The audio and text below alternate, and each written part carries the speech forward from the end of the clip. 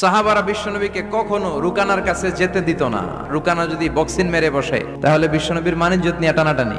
বিশ্বনবী একদিন ফজরের সালাত শেষে লুকিয়ে লুকিয়ে তিনি মক্কার সবচেয়ে বড় বক্সার রুকানার কাছে চলে গেল। যে বলল, রুকানা আসলিম তাসলাম, ইসলাম মানো শান্তিতে থাকবা, দুনিয়ায়ও থাকবা আখিরাতেও থাকবা। সুবহানাল্লাহ পড়েন। রুকানা বলে, না আব্দুল্লাহর বেটা মুহাম্মদ, আমি তো কালিমা পড়বো না, যদি বক্সিং খেলে আমারে হারায় দিতে পারো তাইলে কালিমা পড়ো। বিশ্বনবী বললেন, আমি তো বক্সিং খেলি না রে বাপ। রুকানা বলল, তাহলে আমিও কালিমা পড়ি না। বিশ্বনবী রাজি হলেন। অবশেষে ভাবলেন, আমি বক্সিং খেললে একজন যদি জাহান্নাম থেকে জান্নাতি হয়, বক্সিং খেললে সমস্যা কই। বিশ্বনবী রাজি হলেন। এবার বক্সিং খেলার পালা। রুকানা হাফ প্যান্ট পরে গায়ের মধ্যে জাইতুনের তেল মেখে এভাবে লাফাচ্ছে, পজিশন নেয় মারার জন্য প্রতিপক্ষকে।